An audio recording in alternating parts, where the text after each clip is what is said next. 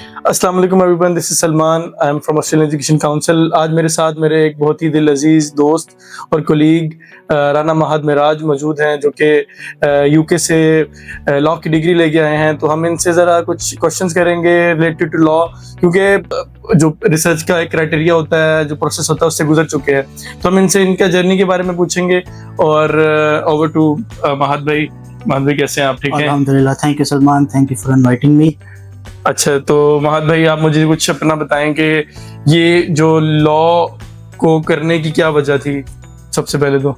देखिए जी, मेरे लिए तो ये, क्योंकि मैं किताबों में, लॉ बुक्स में बड़ा हुआ, मेरे वाले साहब भी लॉयर हैं और उनकी तरफ से कोई खास था नहीं कि मैं लॉ करूं, लेकिन पर्सनली मेरा अपना भी यही डिसीजन था, मेरे ब्रदर का भी यही डिसीजन था और आगे भी फैमिली में छोटे भाई भी, उनका भी यही प्लान है। तो ये आई थिंक ये नेचुरली आ जाता है बंदे में। ये मेरा अपना सोली अपना डिसीजन था 100%। एंड आई न्यू कि मैंने लॉ ही करना है और यही मैंने प्रैक्टिस करना है। And I knew it was the right thing for me. चलिए, माशाल्लाह, वेरी गुड। अच्छा महद भाई, मुझे ये बताएं कि जैसे आपने एलएलबी किया पाकिस्तान से, उसके बाद एलएलएम आप पाकिस्तान से भी कर सकते थे, लेकिन आपने प्रेफर किया कि मैं must like you have to go to UK for higher studies. तो उसकी क्या वजह थी? इसकी क्या? देखिए जी, थोड़ा सा इसमें ना यूके एजुकेशन जो है, इट इज़ आई मीन वो वर्ल्डली थोड़ा सा वो रिकग्निशन मिल जाती है आपको, और पाकिस्तान में थोड़ा सा उसका इम्पैक्ट ज़्यादा हो जाता है। आप यूके क्वालिफाइड हों तो people, I mean it works more compare to Pakistani LLM. तो एक तो वो डिसीजन था, और मेरा जो एलएलएम था, it was essentially I wanted to do qualify as a solicitor first. मेरे वाले साहब चाहते थे कि मैं बैरिस्ट्री करूं, एंड आई थॉट कि direct route to barristry, I will discuss that, it is not that effective, और इसलिए मैंने पहले सॉलिसिटर वाला रूट किया। I did my legal practice course with LLM which is now SQLLM. वो LLM का add on का ऑप्शन होता है, तो essentially it is a post grade diploma, just like bar at law. So I qualified as a solicitor, just like we qualify as a barrister. So I did that first and then the barristry. Yeah. Okay, perfect. अच्छा, तो आपने किस university से degree ली? मेरी university of law की है जी, दोनों। University of law की डिग्री है। बेसिकली ये यूनिवर्सिटी, क्योंकि मैं खुद कंसल्टेंसी करता हूँ, तो वैसे मुझे तो मालूम है, लेकिन आपसे भी पूछ लेते हैं कि यूनिवर्सिटी ऑफ लॉ सिर्फ लॉ कराती है या कोई और डिग्रीज भी कराती है? नहीं, ये बाकी भी बिजनेस मैनेजमेंट की भी डिग्रीज करवाती हैं, and as far as I know और भी डिग्रीज ऑफर करती हैं। आई सॉ मेरा ज्यादा एक्सपोजर लॉ और बिजनेस वालों के साथ था, तो मैं लंदन ब्लूम्सबरी कैंपस में था, तो वहाँ पे ज्यादा लॉ और बिजनेस का रुझान था, but they offer the other ones as well. Okay. अच्छा, लॉ के अंदर कोई इनके पास कोई स्पेसिफिक लॉ के अंदर डिग्री करा रहे हैं ये मल्टीपल डिग्रीज करा रहे हैं? आई थिंक बहुत सारे ऑप्शंस हैं, बहुत स्पेसिफिक डिग्रीज नहीं है। अगेन ये आप पे होता है, और काफ़ी सारे ऑप्शंस हैं, आप क्या चूज़ करते हैं अपने लिए, उस हिसाब से वो आपको ऑफर करते हैं। बहुत सारे एलएलएम्स हैं। पर्सनली जो मैंने कोर्स किया उसमें मेरे पास बहुत सारे ऑप्शंस थे टू स्पेशलाइज, तो इट डिपेंड्स ऑन यू। वो बहुत सारे ऑप्शंस प्रोवाइड करते हैं। अच्छा महद भाई, मुझे थोड़ा सा ये बताइएगा कि जो मतलब आपने तो रिसर्च की हुई थी कि भाई आपने इस रूट के थ्रू ये चीज़ करनी है, इस डिग्री में जाना है। अब जनरली जो पाकिस्तानी लॉयर्स हैं वो ये समझते हैं कि हम यूके से एलएलएम कर लेंगे तो we are going to be a barrister. Is that true? नहीं जी, दिस इज नॉट ट्रू। और गया मैं भी, मतलब यहाँ भी जैसे हमारे बड़ों की ख्वाहिश होती है कि एक चीज़ किसी भी आप फील्ड में हो, डॉक्टरी में हो, तो उसकी आप पीक तक जाएं, तो यहाँ पे अजम्पशन ये होती है कि जी बैरिस्ट्री लॉ की पीक है, which is to some extent true. और उसी तरीके से मेरे वाले साहब की भी यही ख्वाहिश थी। तो हम लोग जब यहाँ से बार एट लॉ करते हैं तो we essentially can not achieve it 100%। हम कहीं ना कहीं वो डिग्री कंप्लीट करके 90% पे आके रुक जाते हैं, and then we are back to, I would not say square one, लेकिन हम वापस आ जाते हैं। एसेंशियली वो चीज़ 100% अचीव नहीं होती, इवन अगर आपकी कॉल टू बार हो गई है। तो एलएलएम, एक तो सब जाते हैं बैरिस्ट्री के ख्वाहिश में, और एलएलएम यहाँ पे स्पेशली जो पाकिस्तानी लॉ वाले स्टूडेंट्स होते हैं उनको ये, आई डोंट नो ये इतना प्रिवेलेंट मिसकंसेप्शन क्यों है। मैं कई बार इस पे बात कर चुका हूँ कि एलएलएम के बाद आपको, पाकिस्तानी लॉ के बाद अगर आप एलएलएम यूके से कर भी लें, आपका बार एट लॉ में डायरेक्ट एडमिशन नहीं होता। आपको जीडीएल करना पड़ता है, that is the bridge between Pakistani legal system and the English legal system. और बल्कि I knew a few people from Pakistan and from India. They were studying with me. They did LLM first and they ended up doing GDL and then they did bar at law. तो वो बड़ा लंबा उनको एक root पड़ गया. Obviously उसका added expense भी होता है. तो LLM के बाद आप now it is equal to bar at law in terms of post grad degree है वो. लेकिन उसके बाद क्या आपका bar at law में दाखिला हो जाता है directly? If you have done Pakistani law, I would say no. Okay अगर कोई बच्चा LLM ना करना चाहे, डायरेक्ट जैसे आप मुझे बता रहे थे GDL या डायरेक्ट कुछ इस तरह का रूट ऑप्ट करना चाहें कि वो बार एट लॉ के अंदर ही जाएं, तो उसके लिए उन्हें क्या करना चाहिए? देखिए उसके लिए अगर तो पाकिस्तानी लॉ किया हुआ है तो फिर GDL is the right route अगर आपने bar at law करना है. अगर आपने एक्सटर्नल प्रोग्राम किया हुआ यूनिवर्सिटी ऑफ लंदन या कोई UK offered online degree distance learning वाली, अगर आपने वो की हुई है फिर आपका डायरेक्ट एडमिशन हो जाएगा. वो bar at law में भी हो जाएगा. It's not a problem. तो bar at law के लिए क्योंकि यहाँ नॉर्मली ख्वाहिश bar at law की होती है, इसलिए मैंने आपको वो बात की कि LLM लोग करने चले जाते हैं कि इसके बाद bar at law में एडमिशन हो जाएगा. That is not true. आपको GDL करना पड़ता है which is graduate diploma in law. और ग्रेजुएट डिप्लोमा इन लॉ में आपको LLB वाले जो हम UK LLB वाले सब्जेक्ट्स पढ़ते हैं उनमें से गालिबन 8 से 10 सब्जेक्ट्स करने पड़ते हैं इन 2 years. तो it's up to you. I think आप 1 साल में भी कर सकते हैं वैसे. ओके यानी इसका टाइम टेन्योर एटलीस्ट 1 year है GDL. एटलीस्ट 1 year है but it comfortably takes 2 years. Okay. And what if someone has done 3 years LLB from UK? तो वो GDL के लिए क्वालिफाई करेगा? उसको फिर GDL की जरूरत नहीं है. अच्छा. क्योंकि GDL is just like a alternative to the LLB but a shorter one. उसी तरीके से जैसे ग्रेजुएट एंट्री रूट होता है कि जी आप ऑलरेडी एक चीज करके आए हुए हैं. So this is just like your bridge from Pakistani legal studies to English legal studies. Okay perfect. अच्छा आपने एक टर्म यूज की कॉल टू बार. तो call to bar, what is call to bar? तो call to bar is basically a ceremony which जो कि आपकी bar at law के एंड पे होती है. Once you have done your bar practice course, उसके बाद आपके डिनर्स होते हैं, सेशंस होते हैं. Once you have completed those, उसके बाद आपकी कॉल टू बार होती है. एग्जाम्शंस वाले में वो दीज रिक्वायरमेंट्स में वेरी. तो call to bar is just in the end जब आपको you've called to the bar essentially, this is the term used. आपको वो सेरेमनी आप अटेंड करते हैं and then you're announced as a barrister. But again उसके बाद आपको रिक्वायरमेंट होती है for pupillage, after which you essentially qualify as a registered barrister. Okay perfect. बहुत अच्छा. मैं अब आपसे थोड़ा सा इसके बारे में जानना चाहूँगा कि जो bar at law है, तो bar at law के बाद बंदा लायबल है उसी बार में सर्व करने के लिए, या they can even come to Pakistan या कहीं और बाहर जाके प्रैक्टिस कर सकते हैं? सर देखें ये आपके ना वैसे गोल्स पे होता है. आपके गोल्स अगर बाहर प्रैक्टिस करना है तो फिर आई वुड से कि हाँ जी आप उस तरफ जाएं. वैसे तो bar at law I would say कि पाकिस्तानियों को करने का मकसद मुझे नहीं समझ आता. If you're doing this just for the social recognition कि people know कि this person is a barrister and you just need that added weight to your profile, तो फिर just do it for the sake of it आप करें. लेकिन अगर आपने practice करनी है UK में करनी है, आई वुड से कि फिर आपको प्रॉपर्ली करना चाहिए.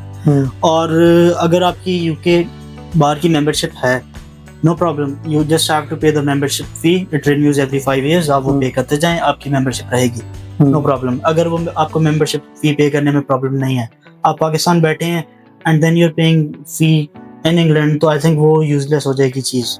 If you are doing it, उसका मकसद समझ नहीं आता. बट अगर आपने इंटरनेशनली प्रैक्टिस करनी है देन आई वुड से कि यस करना चाहिए. But at the same time आप पाकिस्तानी मेंबरशिप भी ले सकते हैं. एट द सेम टाइम आप पाकिस्तान में प्रैक्टिस करें या वहाँ करें, नो प्रॉब्लम. अच्छा एक मैं खुद भी जैसे आपको पता है लॉयर हूँ, तो हम काउंसलिंग भी करते हैं, तो हमारे पास बहुत सारी क्यूरीज आती हैं. तो now we have the expert here, तो इनसे पूछ लेते हैं कि what is the difference between बच्चे कुछ कंफ्यूज होते हैं कि यार सॉलिसिटर क्या होता है, बैरिस्टर क्या होता है और लॉयर क्या होता है. अच्छा इसमें थोड़ा सा आप हमें थोड़ा सा अपनी जो डिस्ट्रिक्टिव जो इसकी फीचर्स हैं वो बता सकते हैं अगर? यूके में जो लीगल प्रैक्टिस है it is divided into 2 parts. One is the one half is आप क्वालिफाई कर सकते हैं as a solicitor. Okay. Alternatively आप क्वालिफाई कर सकते हैं एज अ बैरिस्टर. ओके. अब जो सॉलिसिटर वाला रूट है, at the end of it that is SQE which was previously legal practice course जो कि मैंने किया है. अच्छा. तो उसमें आप what you do is कि solicitor would deal with the client, the solicitor would do the legal research, the solicitor would prepare the case. उसके बाद they basically have relevant barristers. तो let's say अगर family है तो there would be family का case है तो it would be a family barrister. अगर कोई civil side का case है तो it would be a very relevant barrister उसी हिसाब से. तो barristers are basically more, उनकी बहुत एक specific niche होती है and they have more to do with the appearing in court side of the business. तो solicitors mostly do in-house work, लेकिन वो misconception जो है कि क्या solicitors अदालतों में वहाँ पेश नहीं हो सकते. They can, lower courts में पेश हो सकते हैं, वो crown court तक पेश हो सकते हैं. उससे ऊपर अगर उन्होंने पेश होना होता they can apply for, it's probably certificate of audience or something like this. उसका टाइटल ये होता है. तो वो सर्टिफिकेशन लेके they get the permission and they can go all the way up to Supreme Court.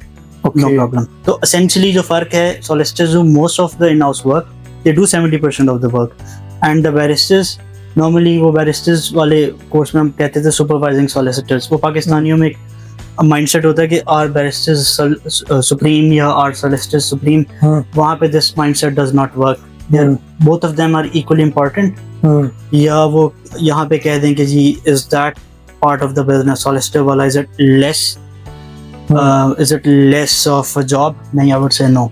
दोनों equally important हैं, हर किसी का अपना रोल है, but कोई खास distinction in the end है नहीं. And UK अब इसको in the next 5 to 10 years खत्म कर रहा है. Okay. यानी वो सेम हो जाएंगे? सेम हो जाएंगे.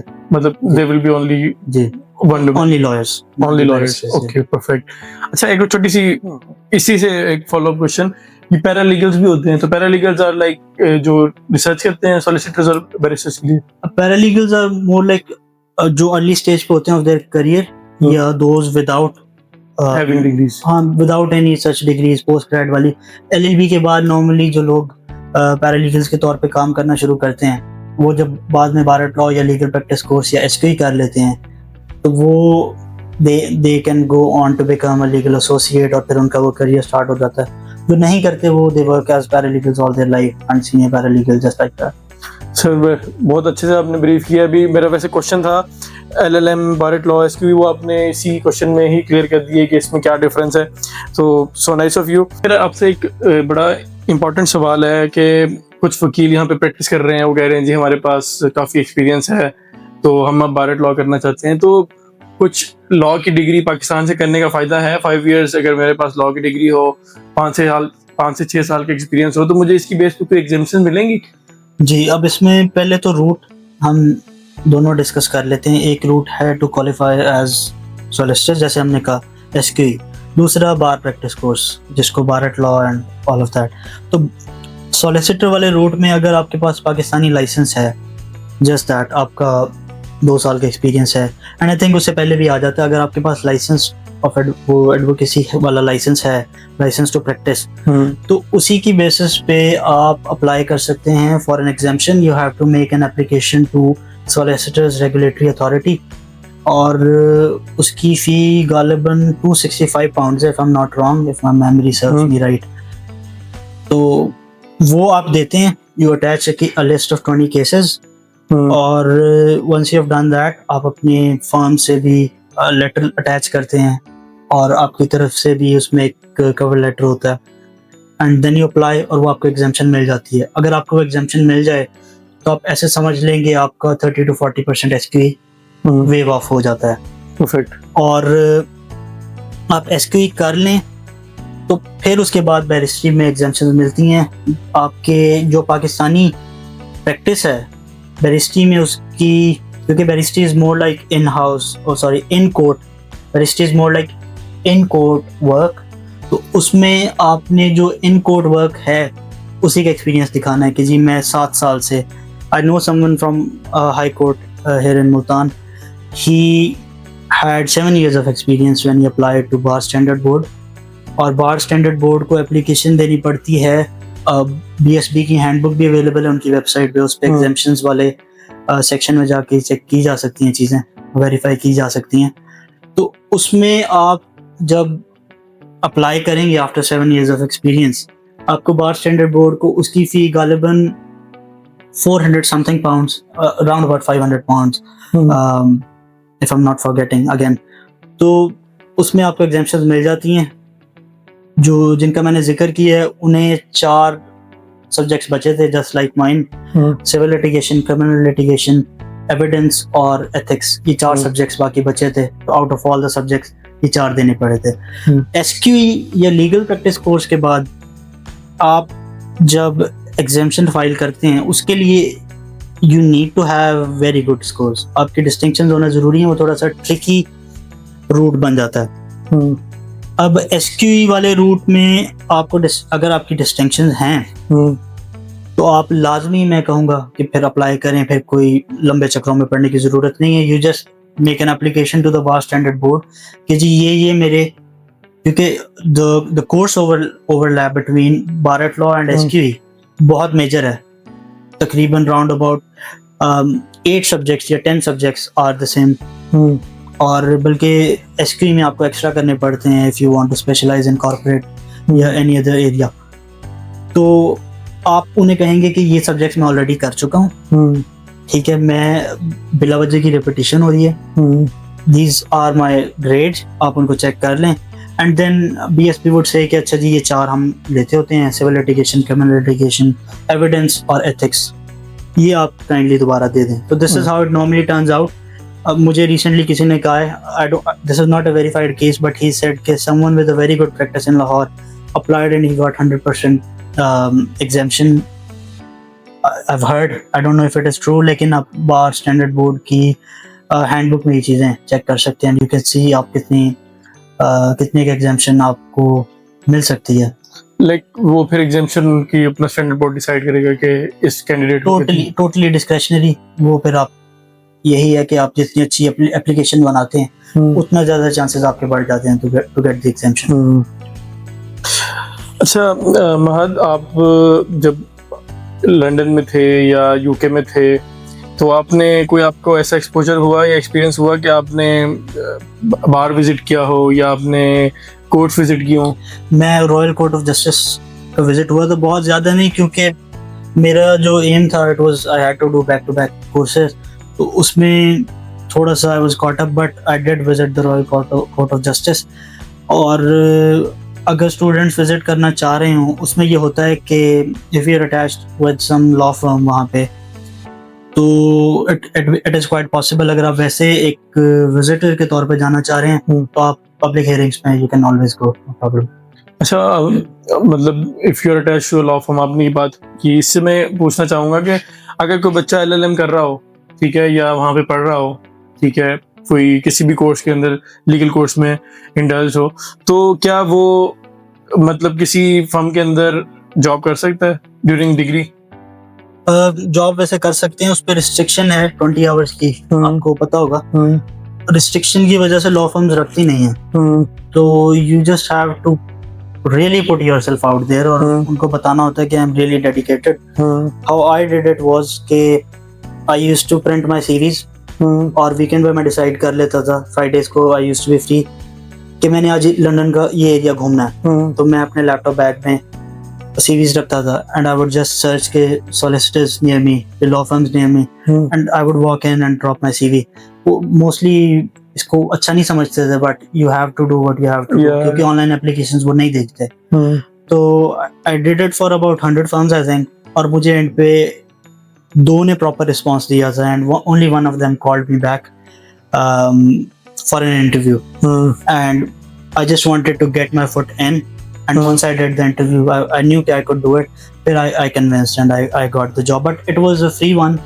I had to work for free, so this was an incentive जो मैं दे रहा था। If I have a weakness कि मेरे 20 hours limitation है, मैं फ्री में काम करने को तैयार हूँ। ओके। अच्छा, एक बड़ी इंटरेस्टिंग चीज़ मुझे पता लगी है महद की तरफ से कि महद ने, जैसे जनरली स्टूडेंट ट्रेंड होता है कि वो बाहर जाते हैं, पार्ट टाइम जॉब्स करते हैं और अपने फंड्स मैनेज करते हैं और मतलब फी मैनेज करते हैं। इनका कुछ एक्सपीरियंस अलग है, इन्होंने कुछ रिमोट जॉब्स किए हैं, उसका इनसे पूछते हैं महद जी। अच्छा, तो मेरा जी प्लान तो ऐसे ही था, कुछ मेहनतें करेंगे, तो जैसे सब करते हैं, लेकिन वो लकीली थोड़ा सा घर की तरफ से भी प्रेशर था नॉट टू डू इट.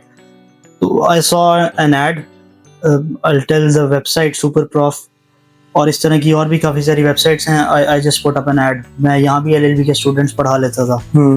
तो a few days in मुझे पहली request I, I gave a free lecture, और once I did that, उसके बाद they pay you once they are convinced कि आप पढ़ा सकते हैं. तो I started getting students, जो चीज़ें मैं पढ़ रहा था वही मैं पढ़ा रहा था, and I was getting paid very well, अल्हम्दुलिल्लाह.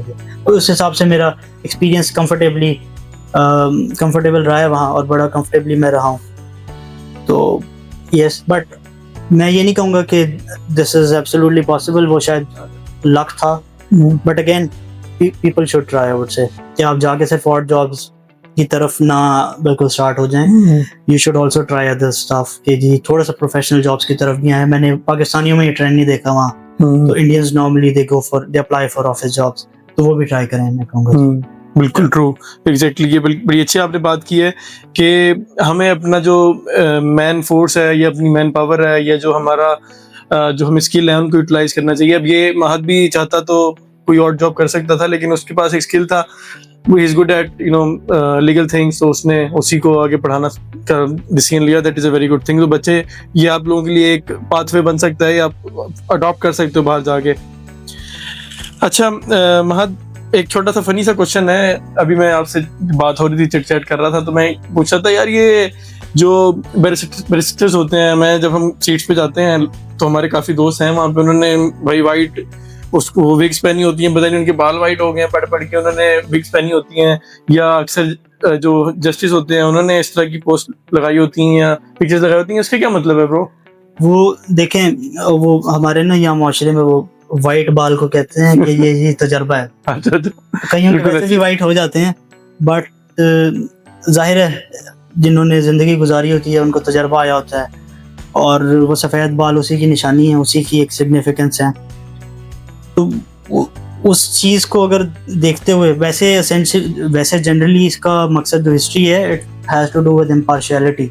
ओके. वो wig it is a symbol for equality and impartiality के judges and barristers and lawyers, they are all very impartial, और वो बहुत professional होके काम करते हैं. But I'll give you that, वो सफेद बालों वाली बात भी true है. ठीक है, let's keep it that way. It is a good joke. हाँ जी, ठीक हो गया, परफेक्ट. अच्छा महद, मुझे अब ये बताओ कि अगर कोई, अब जैसे हमारे व्यूअर्स हैं, लाइक अभी कोई बच्चे होंगे, न्यू होंगे, जिन्होंने LLB किया होगा या वो कर रहे होंगे, अगर वो बच्चे डिसीजन बनाना चाह रहे हो बाहर जाने के लिए, पढ़ने के लिए, तो would UK be a good study destination for them? देखें, अगर तो it is up to every person's circumstances, वो और उन्हीं का डिसीजन है.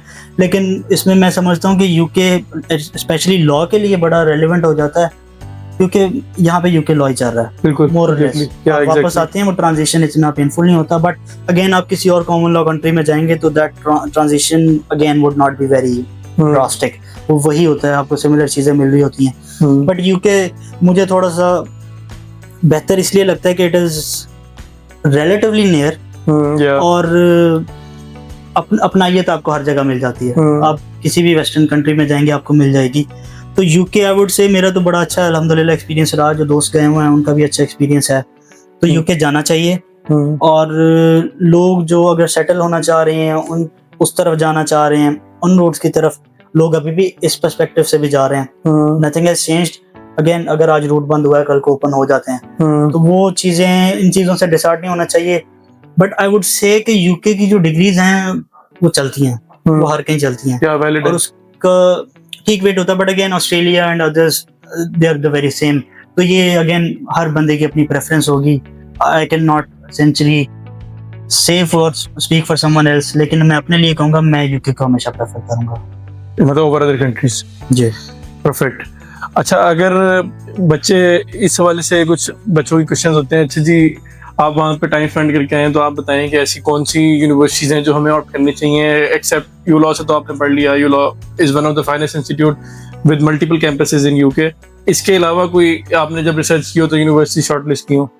जी, वैसे मुझे जो पसंद थी यूनिवर्सिटी, वैसे यूनिवर्सिटी ऑफ नॉर्थम्ब्रिया, ओके। मुझे थोड़ा-सा कैंपस वाइज़ और वैसे भी ranking wise it was a good option. But again BPP वगैरह इस तरह की यूनिवर्सिटीज़ काफ़ी सारी मौजूद हैं। आप I think you are in a better place to make a statement about that. तो मेरा बड़ा जो मेरी रिसर्च में जो मैंने यूनिवर्सिटीज़ फाइनलाइज़ की थी, उन्हीं के बारे में I can make a statement. One of them was university of Northumbria, or probably it was Northumbria University, but it was the one I wanted to go for. लेकिन again in the end I settled with the London University क्योंकि London was also part of the exposure. It was important और मुझे सबने यही मशवरा दिया था कि the grooming that you'll get in London you can't get it anywhere else in the world. So I just went with that. Yeah. महाद यार, so nice of you. आपने बड़ा चीज़ों को अच्छे तरीके से हमें बताया है, समझाया है। मैं खुद लॉयर हूँ, मुझे भी इतनी डिटेल में चीज़ें नहीं पता थी जितनी आपने चीज़ों को सिंप्लीफाई कर दिया है। आपकी रिसर्च है और मैं इससे I am pretty much impressed with it.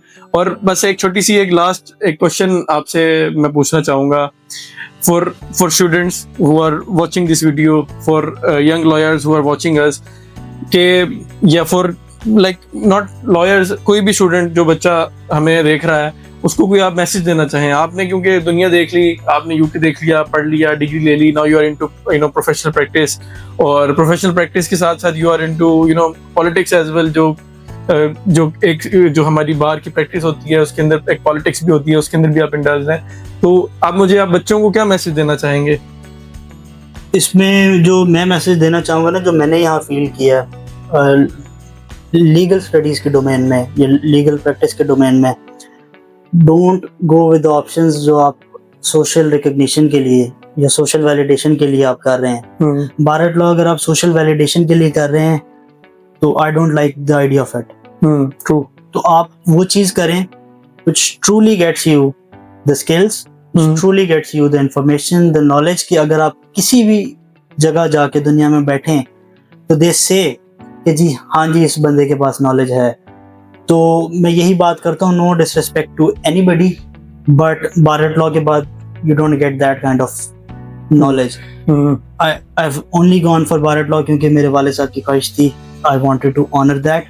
लेकिन पर्सनली जो मैंने दिल से और खुश होकर डिग्री की है दैट इज एसक्यू, और मुझे उसका फायदा हो रहा है। I have landed a very good job अल्हम्दुलिल्लाह, और मैं बहुत कंफर्टेबली कर रहा हूँ। तो again go for the skills, don't go for the social validation in a nutshell. Thank you so much Mahad, thanks for your time. आपने हमें इतना कीमती वक्त दिया, अपनी एक्सपीरियंस शेयर किया। ये मेरे लिए भी बहुत जो है ना, मैं इसको वैल्यू करूंगा, और जो हमारे व्यूअर्स हैं उनके लिए भी बहुत इंपॉर्टेंट होगा। Thank you so much Mahad. Thank you bro.